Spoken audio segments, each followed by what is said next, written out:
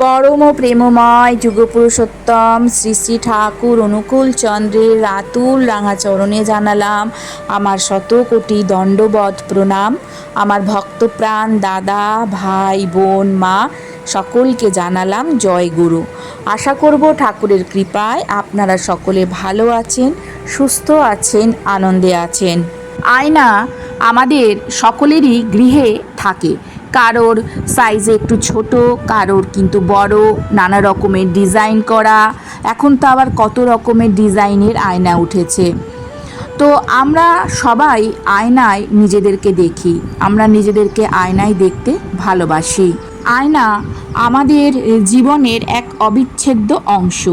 কিন্তু আপনি কি কখনো ভেবে দেখেছেন আয়না কেবল আপনার প্রতিচ্ছবি দেখায়, নাকি আয়নার ওপাশে আরও অন্য কিছু আছে?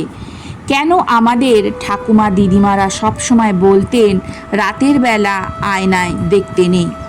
আমরা অনেকে একে কুসংস্কার বলে উড়িয়ে দিই, কিন্তু হিন্দু পুরাণের পাতা উল্টালে দেখা যায় স্বয়ং ভগবান শ্রীকৃষ্ণ অর্জুন এবং নারদকে আয়নার এক রহস্যময় বিপদের কথা জানিয়েছিলেন।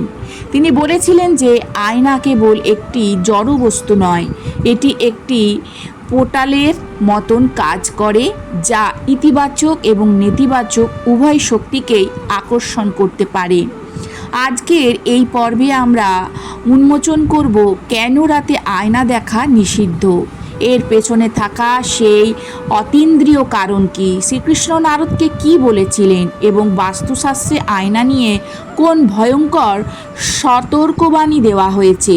আর ভুলবশত যদি রাতের বেলা আপনি আয়না দেখেও ফেলেন, কোন মন্ত্র পাঠ করলে আপনি বিপদ থেকে বাঁচবেন। তো চলুন বেশি দেরি না করে আলোচনা শুরু করা যাক।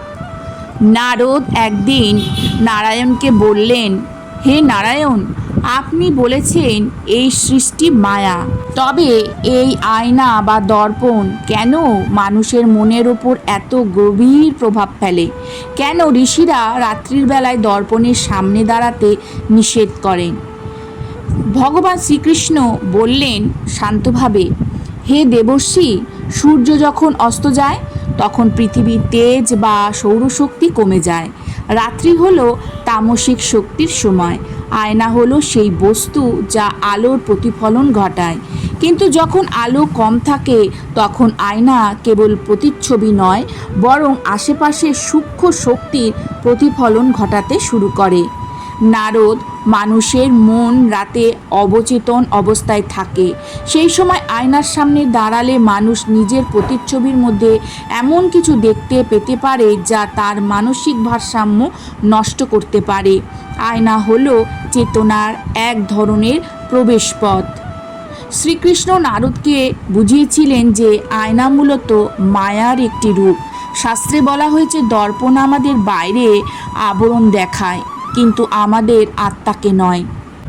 রাতে যখন চারপাশ নিস্তব্ধ থাকে তখন আয়না আমাদের মনের সুপ্ত ভয়গুলোকে জাগিয়ে তোলে। আপনি যদি অনেকক্ষণ আয়নার দিকে তাকিয়ে থাকেন, দেখবেন আপনার চেহারা বদলে যাচ্ছে। একে বিজ্ঞানের ভাষায় ট্রক্সলার এফেক্ট বলা হয়, কিন্তু শ্রীকৃষ্ণ একে বলেছিলেন দৃষ্টি বিভ্রম। তন্ত্রশাস্ত্রে বলা হয়েছে দর্পণ নেতিবাচক শক্তি বা অতৃপ্ত আত্মাদের আকর্ষণ করে। রাতে নেতিবাচক শক্তির প্রাবল্য থাকে, আর আয়না সেই শক্তিকে বহুগুণ বাড়িয়ে ঘরের ভেতর প্রতিফলিত করে। শ্রীকৃষ্ণ বলেছেন রাত্রিবেলা আমাদের শরীর বিশ্রাম চায় এবং প্রাণশক্তি পুনর্গঠিত হয়। আয়নার সামনে দাঁড়ালে আয়না আমাদের শরীরের সেই তেজ শুষে নিতে পারে, যার ফলে মানুষ সকালে ক্লান্ত অনুভব করে। শ্রীকৃষ্ণ বাস্তুবিদ্যার প্রবক্তা হিসেবেও পরিচিত। তিনি জানিয়েছিলেন যে গৃহের শক্তি নির্ভর করে আপনি আয়না কোথায় এবং কখন দেখছেন তার উপর। শ্রীকৃষ্ণ বলেছেন ঘুমের সময় শরীরের প্রতিচ্ছবি যদি আয়নায় পড়ে তবে তা দাম্পত্য কলহ এবং মারাত্মক শারীরিক রোগের কারণ হয়। ঘুমের সময় আত্মা শরীর থেকে কিছুটা বিচ্যুত হয়ে সূক্ষ্ম ভ্রমণ করে। সেই সময় আয়নার প্রতিফলন আত্মাকে বিভ্রান্ত করতে পারে। ভাঙা আয়না রাখা মানেই হলো ভাঙা ভাগ্যকে নিমন্ত্রণ জানানো। এটি নেতিবাচক শক্তির কেন্দ্রবিন্দু। এটি একটি অন্তহীন লুপ তৈরি করে যা ঘরের পজিটিভ এনার্জিকে বন্দি করে ফেলে।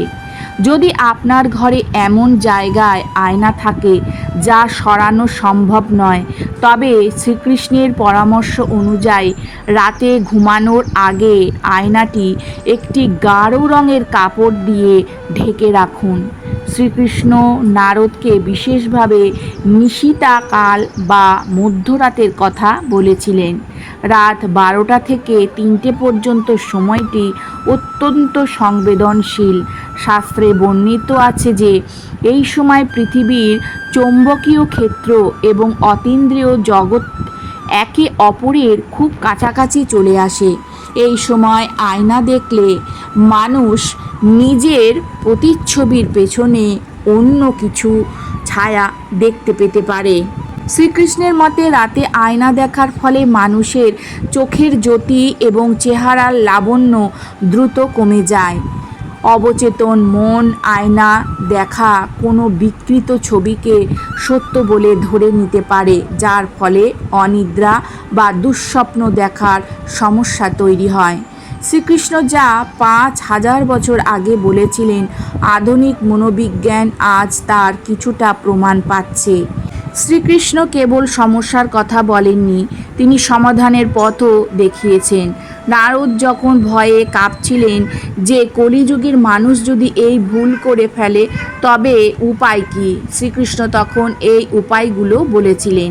1. গঙ্গা জলের ব্যবহার।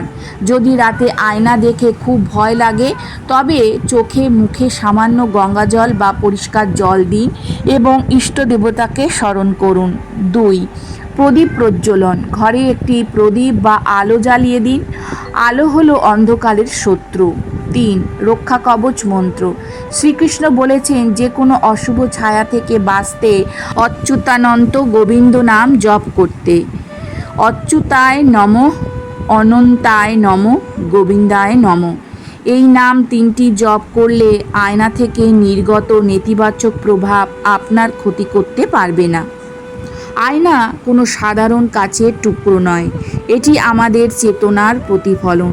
শ্রীকৃষ্ণ আমাদের শিখিয়েছেন যে সব কিছুরই একটি সঠিক সময় এবং নিয়ম আছে। রাত হলো বিশ্রামের, ধ্যানের এবং নিজেকে ভেতরের দিক থেকে চেতনার সময়, বাইরের রূপ দেখানোর সময় নয়। আপনি যদি এই প্রাচীন নিয়মটি মেনে চলেন তবে দেখবেন আপনার মানসিক শান্তি এবং ঘুমের গভীরতা অনেক বেড়ে গেছে। পৌরাণিক কথা কেবল গল্প নয়, এর পিছনে লুকিয়ে আছে গভীর জীবন দর্শন।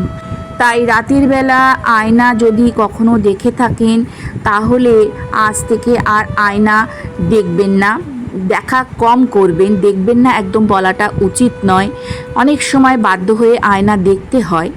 যদি দেখেন তাহলে সেই পরিমাণটা কমিয়ে দেবেন।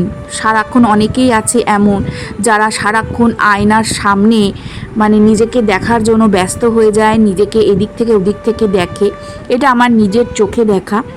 তাই সেই পরিমাণটা কমিয়ে দেবেন, এত অতিরিক্ত পরিমাণে আয়না দেখবেন না। আর যখন বাধ্য হবেন তখন তো আয়না আমাদেরকে দেখতেই হবে।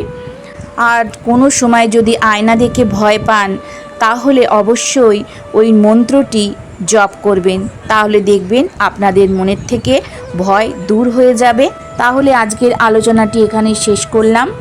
আশা করব আজকের আলোচনা আপনাদের ভালো লাগবে। যদি ভালো লাগে তাহলে অতি অবশ্যই একটা লাইক করবেন, কমেন্ট করবেন। কালকে আবারও আসবো নতুন আরেকটি আলোচনা নিয়ে। সবাই ভালো থাকুন, সুস্থ থাকুন, আনন্দে থাকুন। জয় গুরু, বন্দে পুরুষোত্তমম।